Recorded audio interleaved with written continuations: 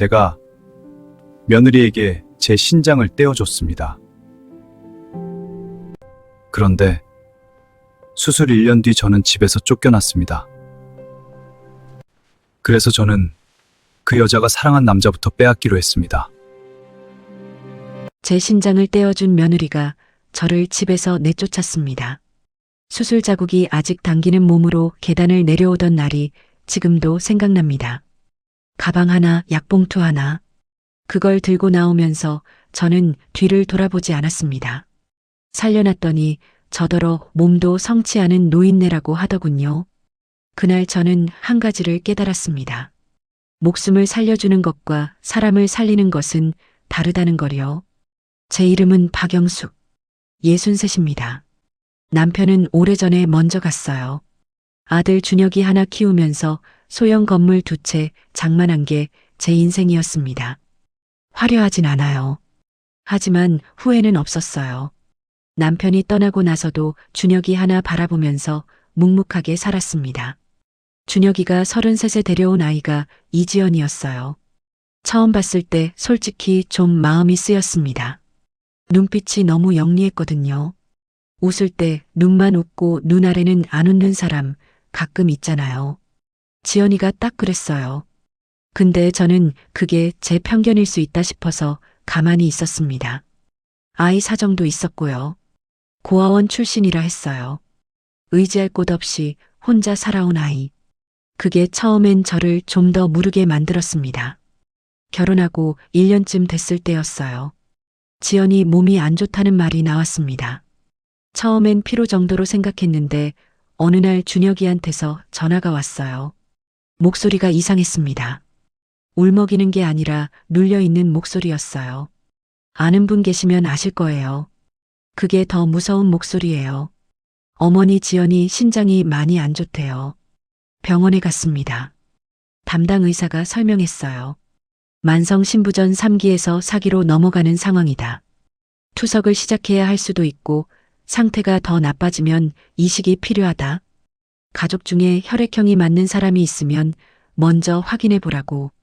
준혁이가 검사를 받았습니다. 혈액형은 맞았는데 다른 수치가 안 됐어요. 저는 그 자리에서 물었습니다. 저도 해볼 수 있습니까? 준혁이가 말렸어요. 어머니 나이에 무슨 어머니가 왜요? 저는 결과도 안 나왔는데 뭘 말리냐고 했습니다. 결과가 나왔어요. 저는 됐습니다. 혈액형도 맞고 조직 적합성도 이식 가능 판정이 나왔습니다. 의사가 나이가 있으셔서 회복이 좀 걸리겠지만 공여 자체는 문제 없다고 했어요. 준혁이가 한참 말을 못했습니다. 지연이가 병실 침대에서 저를 바라봤어요. 두 눈에 눈물이 가득했습니다. 어머니 이게 무슨 은혜를 어떻게 해? 저는 그 말을 막았어요. 은혜는 무슨? 내가 건강해야 준혁이가 행복하지. 그게 다야. 수술 전날 밤 잠이 안 왔습니다. 무서운 건 아니었어요. 그냥 가만히 천장을 보면서 생각했습니다. 이 몸으로 50년 넘게 살았는데 이 신장 하나가 저 아이한테 가서 더 잘 쓰이면 그게 더 낫지 않겠나? 그런 생각이었어요. 남편 생각도 났습니다. 당신도 그렇게 했을 거지? 혼자 그렇게 물었어요. 대답은 없었지만 알 것 같았습니다. 수술은 7시간이 넘었어요. 깨어났을 때 준혁이가 옆에 있었습니다. 의자에 앉아서 꾸벅꾸벅 졸고 있었어요. 제 손을 잡고요. 저는 아팠지만 웃었습니다. 지연이 수술도 잘 됐다고 했어요. 신장이 자리를 잡았다고, 기능을 시작했다고. 저는 눈을 감았습니다. 회복은 생각보다 오래 걸렸어요. 60 넘어서 대수술이었으니까요. 한 달 입원하고 퇴원 후에도 2달은 제대로 걷지도 못했습니다. 계단이 힘들었고 조금만 무거운 걸 들면 수술 자국이 당겼어요. 지연이는 그 사이에 빠르게 회복됐습니다. 피부가 환해지고 눈빛이 살아났어요. 밥도 잘 먹고 외출도 늘었습니다. 의사도 이렇게 적응이 잘 되는 케이스는 드물다고 했다더군요. 저는 그게 기뻤어요. 처음엔요. 변화가 느껴진 건 수술 후 석 달쯤이었습니다. 아직 준혁이네 집에 있을 때였어요. 회복 중이니까 혼자 있기가 좀 그래서 같이 지내고 있었거든요. 어느 날 제가 된장찌개를 끓이고 있었는데 지연이가 부엌에 들어왔습니다. 어머니, 간 너무 세게 하지 마세요. 저 입맛이 바뀌었어요. 그래, 말해줘서 고마워. 저는 간을 좀 줄였습니다. 그게 다였어요. 그 다음 날 텔레비전 리모컨을 가져가는 일이 있었습니다. 제가 저녁 뉴스 보려고 채널을 돌리고 있었는데 지연이가 들어오더니 말 한마디 없이 그냥 제 손에서 리모컨을 가져갔어요. 자기가 보고 싶은 채널로 돌리고 소파에 앉았습니다. 저는 아무 말 안 했어요. 그런 일들이 하나씩 쌓였습니다. 제가 뭔가를 물으면 대답이 짧아졌어요. 네 대신 응, 얘 대신 어. 별거 아닌 것 같죠? 말이 짧아지는 게요. 근데 그게 쌓이면 다릅니다. 그 안에 담긴 게 보이거든요. 존댓말이 반말로 바뀌는 건 그냥 말이 짧아지는 게 아니에요. 관계가 바뀌는 겁니다. 그러다 돈 얘기가 나왔습니다. 준혁이랑 지연이가 거실에서 대화하는 걸 방에서 들었어요. 목소리가 커서 들린 거였습니다. 어머니 건물, 명예 정리 미리 해두시는 게 낫지 않아요? 나중에 세금 문제도 있고 어떻게 돼 있냐에 따라 우리한테 오는 방식이 달라질 수 있잖아요. 준혁이 목소리가 굳었습니다. 지연아, 지금 그 얘기가 왜 나와? 이상한 거야? 집안 재산 파악하는 게 뭐가 이상해? 건물 2채면 적은 금액이 아닌데. 어머니가 이제 막 수술하고 회복 중인데. 그러니까 지금 정리해두는 게 낫다는 거잖아. 나중에 갑자기 무슨 일이 생기면 더 복잡해져. 잠깐 침묵이 있었어요. 그 얘기 더 하지 마. 알았어. 저는 이불을 당겨서 덮었습니다. 눈을 감았어요. 속이 불편했는데 몸이 아픈 건지 아닌 건지 모르겠었어요. 그 이후로 지연이는 건물 얘기를 자주 꺼냈어요. 직접적이지 않았습니다. 은근슬쩍 흘리는 방식이었어요. 어머니, 1층 임대료 시세 아세요? 관리회사 바꾸는 거 제가 알아볼까요? 건물 공동 명의로 해두면 나중에 세금이 훨씬 줄어요. 저는 매번 같은 말을 했습니다. 생각해 볼게. 그게 제 기본값이 됐어요. 그러면서 저는 속으로 조금씩 정리하기 시작했어요. 아무것도 아닌 척 평소처럼 밥 먹고 청소하고 TV 보면서 그 안에서 저는 보고 있었습니다. 이 사람이 어디까지 가는지를요. 이상하다는 걸 준혁이가 먼저 눈치챘어요. 어느 날 저한테 전화가 왔습니다. 퇴근하고 들어오면 지연이가 없더랍니다. 늦게 들어오고 어디 갔냐고 하면 친구 만났다고 모임이 있었다고 그런 날이 점점 늘어났다고요. 어머니, 지연이가 요즘 이상한 것 같아요. 준혁이 목소리에 뭔가 뭉쳐있는 게 느껴졌어요. 혼자 삭히고 있었던 거겠죠. 저는 물었습니다. 지연이 요즘 뭐 새로 사? 네. 옷이나 가방이나 코트 하나 새로 사왔던데요. 비싼 것 같았어요. 핸드폰도 바꿨고. 그래. 저는 거기서 끊었어요. 아들한테 뭔가를 심어주고 싶지 않았습니다. 확인 전까지는. 그런데 얼마 안 있어서 제가 직접 봤습니다. 준혁이가 늦게까지 일하는 날이었어요. 저는 저녁을 먹고 거실에서 책을 보고 있었는데 지연이가 현관에서 들어왔습니다. 코트가 새 거였고 향수 냄새가 달랐어요. 원래 쓰던 향수가 아니었습니다. 눈이 반짝거렸어요. 그 눈이 이상했어요. 집에 들어오는 사람 눈이 아니었습니다. 나가기 전 눈이었어요. 설레는 눈. 저는 아무 말 안 했습니다. 들어왔어? 네. 신발 벗으면서 대답했는데 저를 보지 않았어요. 저는 책을 다시 봤습니다. 그날 밤 혼자 생각했어요. 알고 있어, 영수가. 그러고 나서 한 달쯤 됐을 때였습니다. 아침이었어요. 준혁이는 일찍 나갔고 저는 부엌에서 약을 챙기고 있었습니다. 수술 후 복용하는 약이 좀 많거든요. 약봉투 정리하고 있는데 지연이가 들어왔어요. 저를 보더니 문 앞에 서서 말했습니다. 어머니, 응, 드릴 말씀이 있어요. 저는 약 챙기던 손을 멈추지 않았습니다. 그냥 계속 챙기면서 들었어요. 이제 건강도 많이 회복되셨잖아요. 어머니 건물 2층도 비어 있고 거기서 지내시는 게 낫지 않을까요? 저는 천천히 고개를 들었습니다. 지연이를 봤어요. 그게 무슨 말이야? 지연이가 잠깐 눈을 피했다가 다시 저를 봤어요. 눈에 뭔가가 결정되어 있는 사람의 표정이었습니다. 솔직히 말씀드리면요. 어머니가 오래 여기 계시는 게 저는 좀 불편해요. 여기는 저도 살아야 하는 집이거든요. 몸도 성취하는 분이 장기간 계시면 저도 신경 쓰이고 생활이 자꾸 맞춰져서요. 몸도 성취하는 분. 그 말이 공기 중에 떠돌았습니다. 저는 그 말을 들으면서 이상하게도 화가 나지 않았어요. 올 것이 왔다는 느낌이었습니다. 그게 더 서늘했어요. 준혁이도 그렇게 생각해? 지연이가 눈을 피했습니다. 그냥 제 생각이에요. 그때 마침 방에서 준혁이가 나왔습니다. 출근 준비가 다 된 채로 두 사람의 얘기를 들었는지 얼굴이 굳어 있었어요. 저는 준혁이를 봤습니다. 준혁이가 지연이를 봤어요. 지연이는 시선을 피했습니다. 준혁이는 아무 말을 못했어요. 그게 제일 아팠습니다. 아들이 뭔가를 알면서 못 맞고 서 있는 그 모습이. 저는 방으로 들어갔습니다. 짐을 쌌어요. 옷 몇 벌, 약봉투, 수수로 쓰던 허리방석, 책 2권. 가방에 담으면서 손이 좀 느렸어요. 수술 자국이 아직 당기는 팔로 들어올리는 게 쉽지 않았거든요.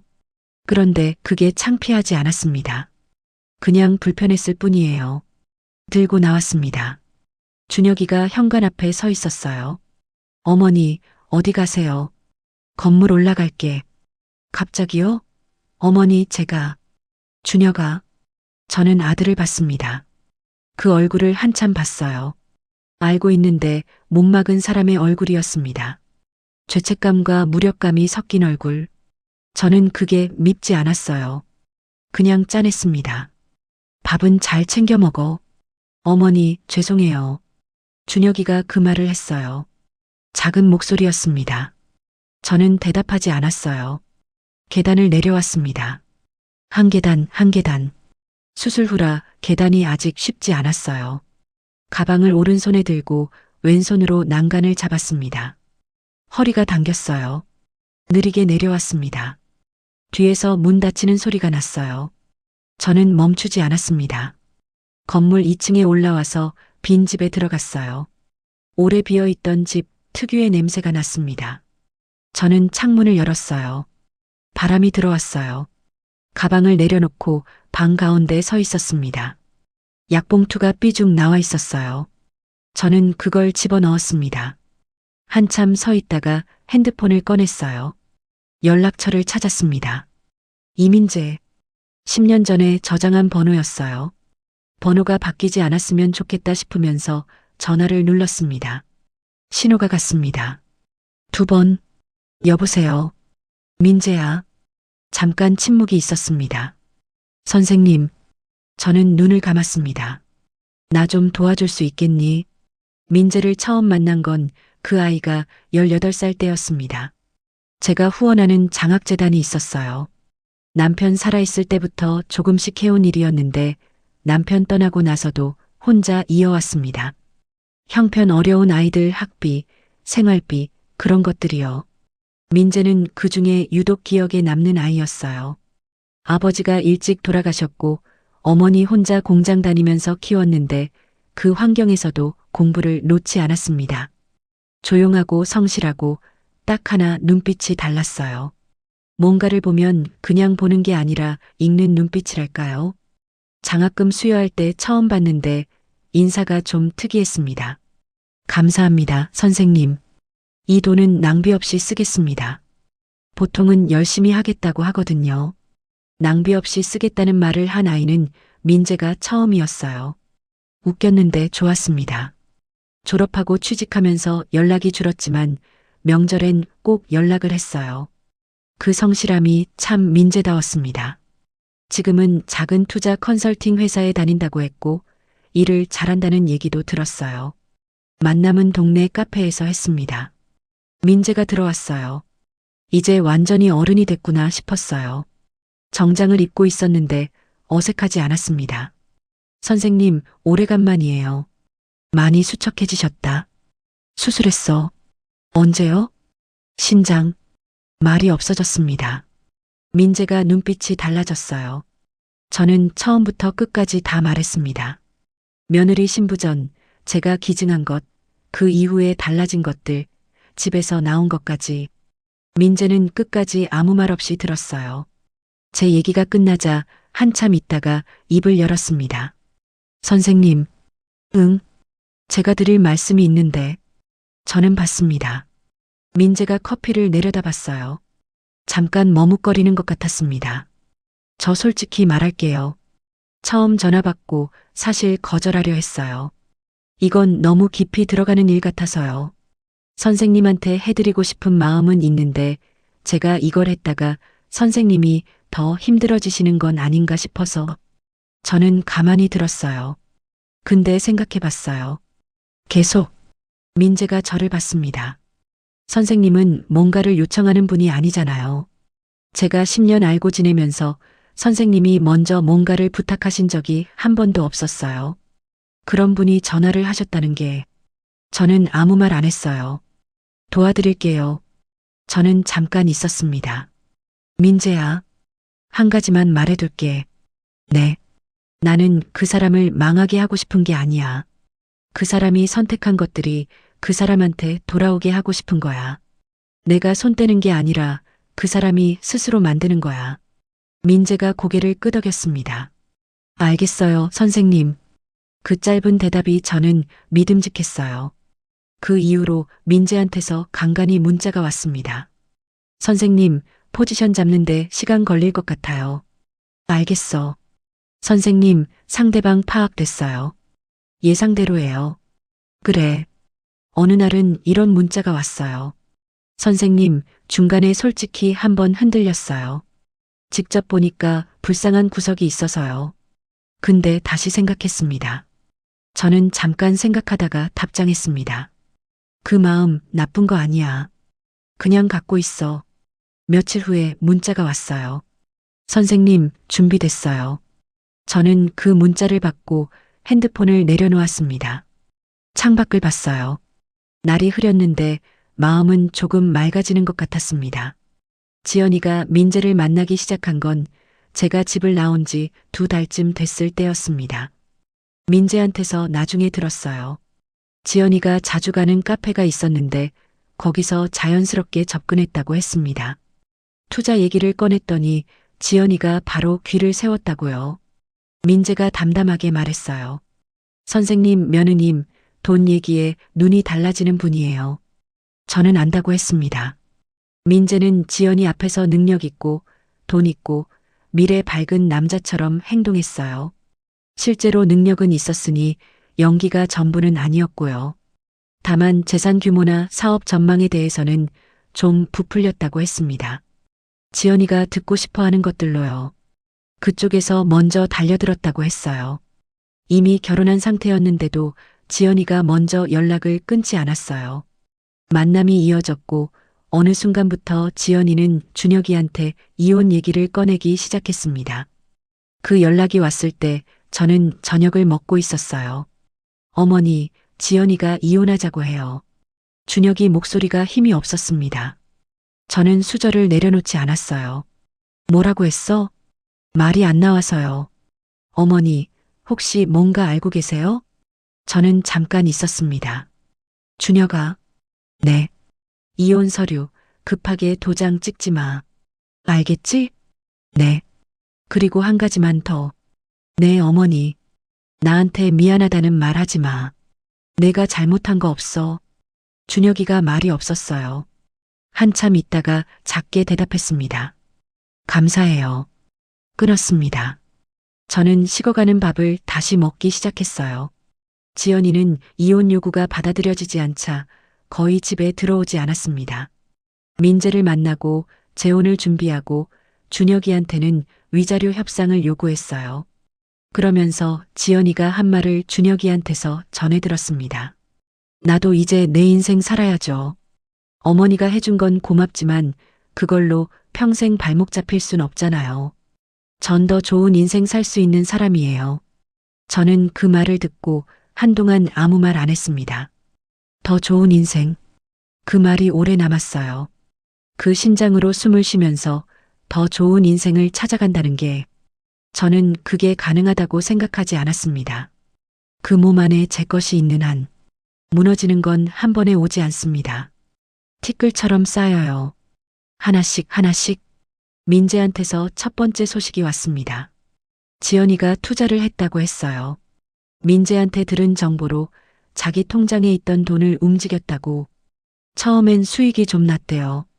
조금 나오니까 더 넣었다고. 민재가 말했습니다. 제가 직접 건드린 게 아니에요, 선생님. 그냥 타이밍을 좀 늦췄어요. 들어가고 나오는 시점을요. 욕심이 크면 혼자 깊이 들어가거든요. 저는 알겠다고 했습니다. 며칠 후에 지연이가 스스로 어떻게 됐는지 민재한테서 들었어요. 손실이 났다고. 처음에 들어간 원금 회수가 안 됐다고. 지연이 혼자 앉아서 통장을 들여다봤다고 했습니다. 민재가 카페에서 우연히 마주쳤는데 지연이 손이 떨리고 있었대요. 숫자를 보면서 뭔가 계산을 하는데 손끝이 흔들리더라고 했어요. 저는 그 말을 들으면서 아무 감정도 안 냈습니다. 그냥 들었어요. 두 번째는 사람들이었습니다. 지연이 주변에 모였던 사람들이 하나씩 멀어졌어요. 어울리던 모임에서 연락이 줄었고 가깝다고 생각했던 친구에게 전화했는데 안 받았다고 했습니다. 다시 걸었는데도 안 받았다고요. 민재가 직접 본 건 아니었어요. 지연이한테서 들은 거였습니다. 선생님, 요즘 왜 이러는 건지 모르겠다고 하더라고요. 다들 연락이 없다고. 저는 말했습니다. 그 사람들은 원래 그런 사람들이었겠지. 민재가 잠깐 있다가 말했어요. 그것도 맞는 말이에요. 세 번째가 제일 중요했습니다. 민재가 재혼을 서두르게 유도했어요. 결혼 준비를 구체적으로 얘기하면서 재산을 공동 관리하자고 제안했다고 했습니다. 내 쪽에서 넣는 것도 있으니 같이 보는 게 투명하다고요. 지연이가 처음엔 망설였다고 했어요. 자기 재산이 들어가는 게 부담스러웠던 거겠죠. 민재가 설득했대요. 내 재산이 훨씬 많은데 뭘 걱정하냐고. 나도 같이 공개하는 거라고. 오히려 내가 더 손해보는 구조 아니냐고요. 지연이가 넘어왔습니다. 서류에 사인을 했어요. 민재가 그 서류를 저한테 전달했습니다. 저는 짧게 읽었어요. 필요한 게 다 담겨 있었습니다. 그 무렵에 지연이 건강 얘기도 들었어요. 이식 후 관리를 제대로 못했는지 컨디션이 다시 안 좋아지기 시작했다고. 피부가 푸석해지고 예민해졌다고요. 민재가 말했습니다. 지연 씨, 요즘 약 먹는 시간을 자꾸 놓친다고 했어요. 불안하다고 했고요. 저는 그 말에 잠깐 멈칫했습니다. 이상하게 그 부분에서는 조금 아렸어요. 안타깝지 않다고 하면 거짓말이 됩니다. 내 것이 그 몸 안에 있으니까요. 하지만 결심이 흔들리진 않았어요. 안타까움과 결정은 다른 겁니다. 저는 준혁이한테 전화했습니다. 준혁아, 어머니가 변호사 알아봐 줄게. 어머니. 그리고 저는 천천히 말했습니다. 이건 곧 끝날 거야. 준혁이가 잠깐 있었어요. 어머니, 뭔가 알고 있는 거죠? 저는 대답하지 않았어요. 믿어봐. 그 말로 충분했습니다. 만남을 제가 먼저 요청했습니다. 지연이한테 연락을 했어요. 할 말이 있다고. 시어머니가 연락했으니 무시하진 않을 거라는 걸 알았어요. 자기한테 유리한 얘기가 나올 수도 있다는 기대를 할 테니까요. 카페를 잡았습니다. 조용한 곳으로요. 지연이가 들어왔어요. 코트가 좋은 거였는데 예전보다 얼굴이 좀 헬쑥했습니다. 피부가 정 같지 않았어요. 그래도 꾸미고 왔더군요. 저를 보고 가볍게 인사했습니다. 어머니, 오래간만이에요. 앉아. 커피가 나왔습니다. 저는 아무것도 마시지 않았어요. 지연이가 좀 불편하게 앉았습니다. 제가 왜 불렀는지 궁금했겠죠. 저는 봉투를 꺼냈어요. 흰 봉투였습니다. 지연이 앞에 내려놓았어요. 열어봐. 지연이가 봉투를 열었습니다. 서류를 꺼냈어요. 첫 장은 박영숙 장학재단 소개였습니다. 그냥 넘겼어요. 두 번째 장에서 손이 멈췄습니다. 수혜자 명단이었거든요. 거기에 이름이 있었어요. 이민재. 2012년 입학. 2016년 졸업. 지연이 손가락이 그 이름 위에서 멈췄어요. 저는 가만히 있었습니다. 지연이가 천천히 고개를 들었어요. 저를 봤습니다. 표정이 이상했습니다. 믿기 싫은데 이미 뭔가를 알아버린 눈이었어요. 기억 속 조각들이 맞춰지고 있는 눈빛이랄까요? 민재가 자기를 처음 만났던 방식, 자연스러웠던 대화들, 투자 얘기가 어떻게 흘러갔는지, 그게 다 이어지고 있었겠죠. 이게 무슨... 저는 천천히 말했습니다. 민재, 그 아이 내가 키웠어. 침묵이 왔습니다. 지연이 입이 열렸다가 닫혔어요. 18살 때 처음 만났어. 형편이 어려운데 공부 놓지 않는 아이였거든. 학비, 생활비, 취직할 때까지. 10년이야. 지연이 얼굴이 하얘졌습니다. 그 아이가 먼저 연락을 했어. 내가 나를 집에서 내보낸 다음에. 내가 전화한 게 맞는데 그 아이가 이미 내 얘기를 알고 있더라고. 어떻게? 내가 부탁했으니까. 지연이가 숨을 참는 것 같았어요. 저는 계속 말했습니다. 처음에 그 아이가 거절하려 했대. 너무 깊이 들어가는 일 같다고. 근데 오더라. 내가 부탁한 거라서. 지연이 눈에 눈물이 고였어요. 선생님, 그 말이 나왔습니다. 민재를 부르는 호칭이요. 저는 알았습니다. 지연이가 민재를 뭐라고 불렀는지. 선생님이 맞아. 나도 그렇게 불리거든. 지연이가 손으로 입을 막았어요. 저는 마지막 서류를 꺼냈습니다. 공동재산 관리 서류였어요. 지연이 사인이 있는 거요. 법무사한테 검토했어. 이 서류대로면 지연이 내 재산이 먼저 정리되는 구조야. 지연이 얼굴이 무너졌습니다. 어머니, 왜? 저는 조용히 물었어요. 처음에 수술실 들어가기 전에 지연이가 한 말 기억해? 평생 모시겠다고 했잖아. 그때 나 기뻤어. 진심인 줄 알았거든. 지연이가 눈물을 흘렸습니다. 어머니, 잘못했어요. 제가 잘못했어요. 나도 이제 내 인생 살아야 한다고 했지. 더 좋은 인생 살 수 있는 사람이라고. 지연이가 아무 말 못했습니다. 저는 서류들을 봉투에 다시 넣었어요. 천천히. 지연아. 제가 그 이름을 불렀을 때 지연이가 눈을 들었습니다. 나는 너한테 복수하려는 게 아니야. 저는 그 말을 진심으로 했어요. 그냥 내가 한 것들이 내한테 가길 바랐어. 그게 다야. 자리에서 일어났습니다. 지연이는 아직 앉아 있었어요. 저는 한번 돌아봤습니다. 지연아. 저는 천천히 말했습니다. 내 몸속에 있던 심장, 지금 내 몸에 있지. 지연이가 저를 봤습니다. 그거 돌려받을 수는 없어. 알아. 그건 이미 내 거야. 잠깐 있었어요. 근데 말이야. 저는 한 번 더 지연이를 봤습니다. 내 몸으로 살았으면 어디서 어떻게 무너지는지도 내 눈앞에서 무너져. 그게 맞지 않겠니? 지연이 입술이 떨렸습니다. 이혼 조건 다시 잡아. 준혁이한테 요구한 것들 다 접어. 내 건물은 건드리지 마.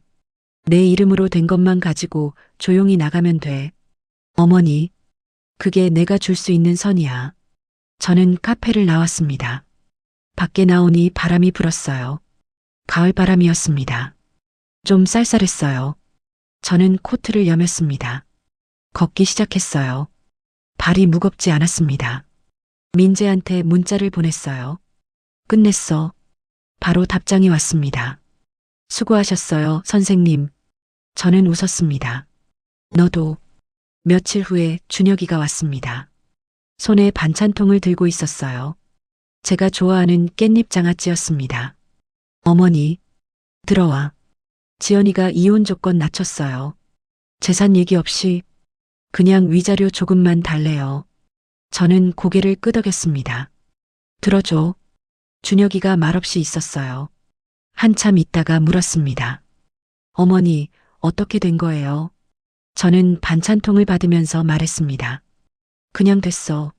어머니, 준혁아, 저는 아들을 봤습니다. 다음에 사람 만날 때는 좀 더 오래 봐라. 알겠지? 준혁이가 멋쩍게 웃었어요. 그리고 말했습니다. 어머니, 그날 제가 못 막았어요. 어머니 가방 들고 나오시는데 제가 그냥 서 있었잖아요. 그게 지금도 미안해요. 저는 준혁이를 봤습니다. 괜찮아. 아니에요, 어머니. 괜찮다고. 내가 그 상황에서 어떻게 해야 할지 몰랐던 거잖아.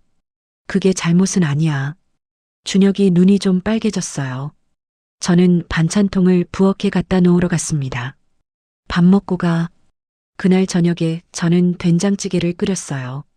준혁이랑 둘이 밥을 먹었습니다. 별말 없었어요. 그냥 먹었습니다. 그게 다였어요. 준혁이가 가고 나서 설거지를 했습니다. 창밖을 봤어요.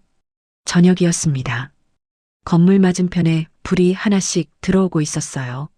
각자의 저녁을 먹고 있겠죠. 저는 그 불빛들을 한참 바라봤습니다. 심장은 돌려받지 못했습니다. 그건 맞아요. 근데 이상하게 그게 억울하지 않아요. 아니, 정확하게는 그 심장이 지금 지연이 몸에서 기능하고 있다는 게 어떤 의미에서는 제가 아직 거기 있는 거예요. 보이지 않는 방식으로. 지연이가 밥을 먹을 때마다, 잠을 잘 때마다, 살아있을 때마다 제 것이 거기 있는 거니까요. 그래서 저는 그렇게 말했던 거예요. 내 몸으로 살았으면 어디서 어떻게 무너지는지도 내 눈앞에서 무너지라고. 그 말은 잔인한 게 아니었습니다. 그건 사실이었어요. 저는 설거지를 끝내고 불을 껐습니다. 방으로 들어갔어요. 침대에 누웠습니다. 눈을 감기 전에 마지막으로 한 가지를 생각했어요. 그날 이후로 지연이는 다시는 제 이름을 쉽게 부르지 못했습니다. 목숨은 살려줬어요. 하지만 인생까지 봐줄 생각은 없었습니다. 저는 제 것을 제자리에 돌려놓았습니다. 그것으로 충분했습니다.